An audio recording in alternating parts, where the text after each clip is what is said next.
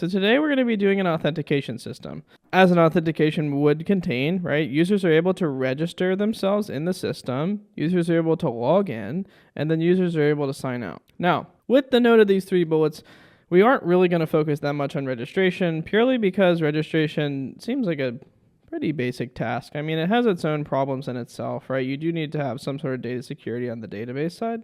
Right, so over here. Registration is not really the purpose of what we're trying to achieve. The whole point with an authentication system here is to make sure that, right, we can differentiate between Bob, who's a really good person, and a bad actor who wants to impersonate Bob. Make sure that they can't do things that Bob would be able to do, and everything that Bob is supposed to be able to do, he can do. We will discuss sign out a little bit, and right, I note that we have some implications here to consider. That typically is going to show up around talking about a decentralized authentication system. The authentication system that we're going to start with is very centralized, and we'll discuss about why that can be a good or bad thing later on. And in general, right, we just want to highlight that we're going to consider security throughout everything. So to move on, let's get started. The biggest problem with building an authentication system initially is that HTTP is stateless, right? So we need to figure out how to make HTTP stateful. Now, to remind you of what we mean by HTTP being stateless, let's look at this endpoint on the left here, our posting hi. So this endpoint hi contains, right, a body, and the body has the name of a user. The name of the user is Bob. Now, it's going to return a response that contains a message. The message is hello, Bob. Now, imagine if I want to run this again and I wanted to say times 2, right? Like however many times I ran it. So let's say I called it like 10 times. I wanted to say like hello, Bob times 10. So if I wanted to do that, the problem is that HTTP has no way to do that because it only handles one request at a time. It doesn't have any idea of what the past was like, right? Like in the past, we did write like post hi, let's say if you looked at the server logs, but the protocol has no idea of that. And that means that if we're purely using the protocol and nothing else, there's no way to achieve this times 10 feature. So how actually does this problem introduce itself in the realm of authentication? If you're enjoying this video, we have plenty more awesome data structure algorithm and system design explanations on interviewpen.com. You can ask us any questions you have about any kind of topics surrounding data structures and algorithms and system design. We release 2 to 4 videos a week. You can run your code. You can talk to a personalized AI teaching assistant. And yeah, the site's pretty great. Anyway, enjoy the video. Right, and let's get into talking about this login endpoint. Right, when we log in, we're going to provide the username and we're going to provide the password. The API, when we send the request to it for the username and password, right, it's going to go to the database, which is over here, and it's going to check and make sure that the username and password are equal. There's our own like hashing, salting, etc. techniques for that, but we won't really be getting into that implementation in this video. But let's say it passes, right, and we know that this is the correct credentials for Bob. So now Bob is going to be quote unquote let into the website, and when he's let into the website, he can start doing actions. Let's say,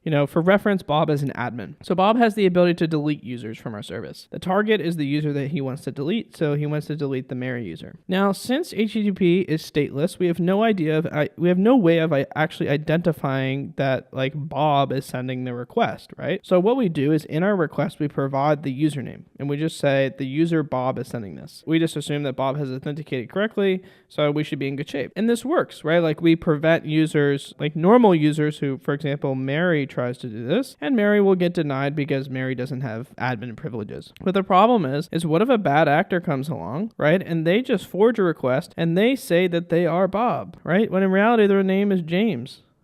Now people are just doing requests on behalf of other users. So how exactly do we get past that? Getting past that, we're going to introduce the idea of a session token. The idea of a session token is to identify the difference between the bad guy and Bob, right? They're not equal. They're not the same people, and we want to ensure that Bob is able to do the actions that he needs to do, like deleting users, and the bad guy's not able to do that because he's not Bob. A session is the idea that Bob is on his own machine, and this machine is what he logged in on. This bad guy did not log in as Bob, so he does not have a session for Bob. Right, since HTTP is stateless, we need to include some sort of server-side logic in order to achieve this, right? We have to add in something other than the protocol. We have to depend on something else. What we're going to depend on is having another database. This database is going to contain a sessions table, and this sessions table has a user to a session ID. Here the session ID is XF1DE. Whenever Bob is going to log in, the API is going to generate the session ID, which was XF1DE,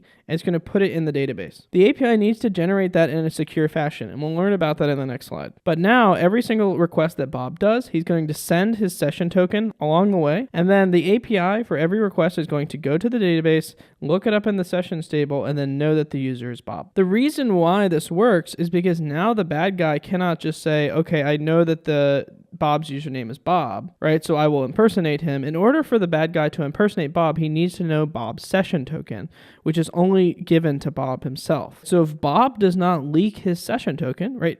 With security, humans are like the worst factor. So if Bob leaks his session token, you still have the same problem. But if Bob does not leak his session token, then the bad guy has no way of just guessing how to impersonate Bob. To look at how this flow would actually work for a user, right?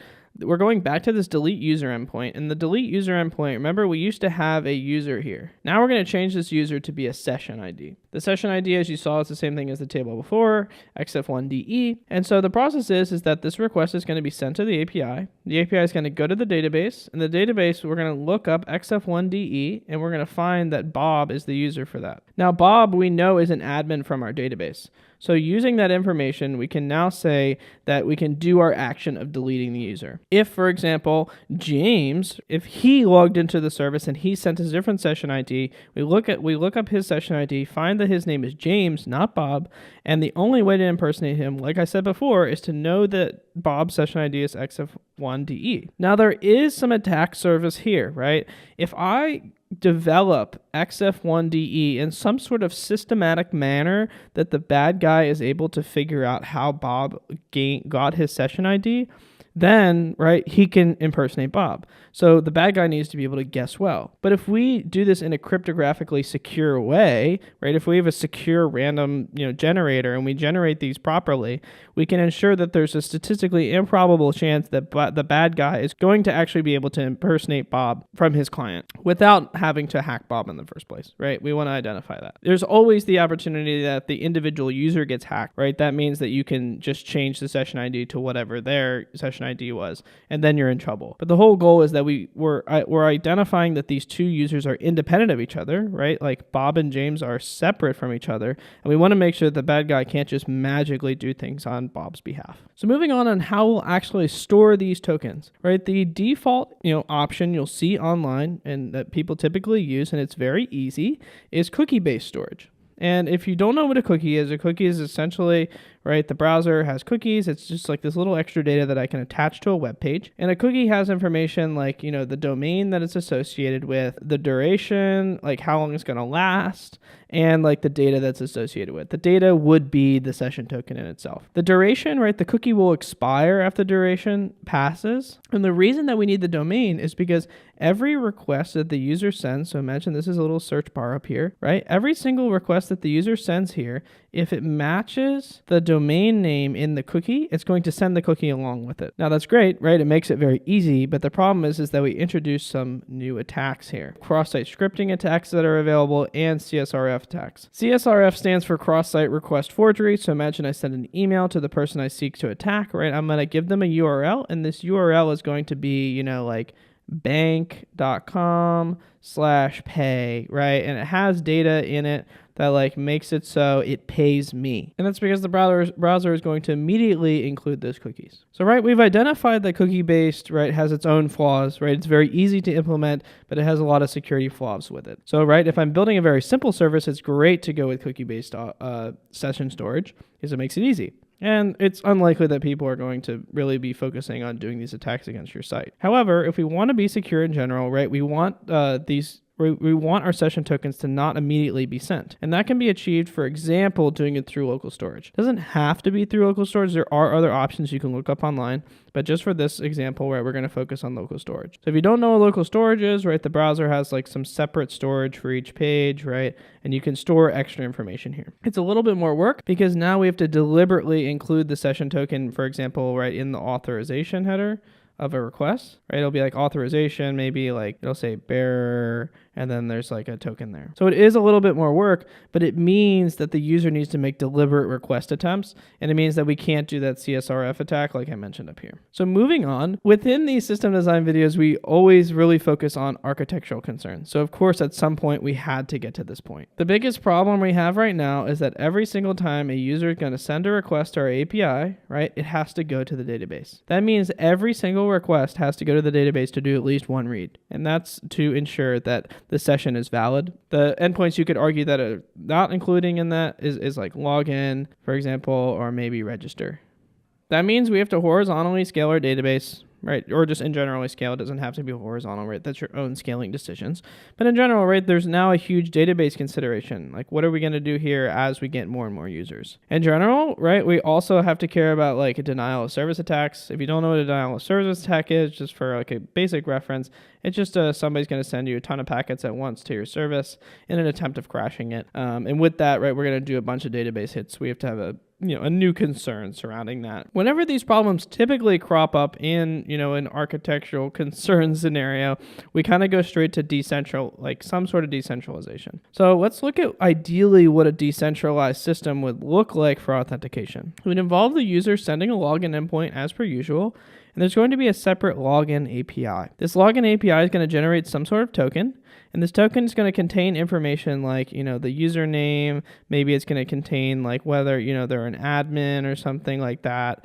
And then that's going to be stored on the client. Now, every single time the client wants to access a different API, they will take the information that's on their client, include it in the request, and then now this service will be able to verify that it is a token that the login API generated. And then using that information, it can do whatever it needs to do. So for example, right here, right, like the user's API has a way to see how much money a user has. So this, maybe the user that they're looking for, they want to know how much money they have. But right, the note here is that these are completely independent, right? Like in our previous scenario, we had lines drawn here, and there was one database. And that's how we were actually storing the session information. Moving on to one option and how to solve this. It is JSON Web Tokens, also known as JWTs. That's what I'll call it, and it's a much, much shorter way to speak about it, right? But I want to note that JWTs aren't the only option out there. There are other things you can do, but JWTs get, I think, the basic principles down and allow us to discuss, some of the problems that might exist, and that's why there's with caveats down here. Looking at the structure of what a JWT is. A JWT includes a header, it includes a payload, and it includes a signature. The header is not really relevant to us that much. The header just includes the encryption algorithm we're going to use and then the type of the token. The type of the token is always JWT, and that's simply there for backwards compatibility purposes. The payload is the actual application data. So like I mentioned, we need to somehow keep on the client side what the username is, right? Maybe if they're an admin or not. We also have the signature, and the signature is the biggest part of this, right? If we don't have any signature, we have no way to verify the integrity of the data. Then if this data is all that's stored in the client, I can just go back to square one, like we were talking about. I'll just say that my username is Bob when I'm actually James, right? That's like a huge concern. Now, in order to solve that, we're involving the signature. The signature is going to use the algorithm from above, and the algorithm is going to encrypt the header and data, right? It's going to provide some sort of, it's not going to directly encrypt it, but it'll provide some sort of checksum, right? And this is going to be developed using a secret. Using this secret, right? This is a secret, right? We want to keep this on the server side. Let's make that clear. So the login API will generate a JWT when it gets a request from the login endpoint. This JWT is going to go back to the client and be stored on the client like we mentioned. Now, whenever the client is going to make a request to the user endpoint, it's going to send the JWT, and it's going to use the fact that we're using asymmetric encryption to verify the data integrity. So it can verify using the signature in the JWT that the header and payload came from our login service. So even if I attempt to modify the payload, right, I attempt to say that my username was Bob. If that is true, it will fail the data integrity check, and now we can simply reject that authorization attempt. Right? We have developed a decentralized authentication system, right? We really hope that we don't leak the secret and we don't leak what algorithm we're using, hopefully, right? Because if we did, we can simply just generate our own keys on the client side and never have to go to this login API and forge whatever we want, right? As I mentioned that humans are always the biggest bottleneck in security, this is a great example of it, right? But another problem I want to mention is how before, when we had this centralized service, while it did make a lot of hits go to our database, it meant that there was a centralized point that we could say, let's log everybody out. Right now, every single time I do a login, well, let's say the login API also handles logout. Whenever I do logout, I can do some sort of state change in my database, for example, right? Like let's say, there's some sort of status, like whether I'm online or not. That can change. But the problem is if the client wants to keep this JWT around, it will continue to exist. And so then they can just use it on the user's API for as long as they want, right? And typically a solution to this is it includes some sort of like duration in the payload. With that, right, we can say if like the current time, right, if the time is greater than the duration timestamp, then we can reject this JWT as a whole. But until that point, this user's API is just kind of forced to accept it without any like central point of truth. That was the benefit that we had here in having a central source of truth. So now, right, we're done. That is the general concept of authentication, right? Authentication is a system in itself. In general, you could argue that it's a rather simple system. It can also be argued to be complex in different ways as well. But it's good to, right, understand that we need to have state in order to have authentication, right? That's a huge point, a point to bring up in an interview when you're discussing authentication of your service. And maybe you start designing a large-scale system. Maybe you're developing a microservices architecture. And you want to talk about how, right, we need to have some sort of decentralized authentication. That way we won't place so much load on our database and won't have to scale our database to, support like tons and tons of read requests simply because we're checking a login endpoint, for example. Finally, right, security is always the biggest concern with this. And you want to keep your head in the mindset of that any data that you place in the hands of the user, right, if the user has information on their client, right, their little machine, that means a bad actor has the opportunity to intercept or modify that on their machine. Getting around that involves, right, taking into account like making sure you're using HTTPS. I mean, there's a reason why you should use HTTPS. If you don't understand that point, I would definitely look it up. As well as just considering in all of your security decisions that you're ensuring that you very rarely trust the client with the information that they're providing. Overall, right, that is how you design a basic authentication system, and I hope that this can help you in your interviews in the future. If you enjoyed that video, you can get a lot more content just like this on interviewpan.com. We publish 2 to 4 videos a week. Really, it's just an arbitrary number. It's whenever I can sit down and do a video because these videos take a whole day to do, and we're always online to answer any questions you may have. Join our Discord, join our newsletter, The Blueprint, where you can get more weekly data structure and algorithm and system design kind of topics. And subscribe and like this video if you actually like this video and it helped you. And also tell a friend that we exist. That's all.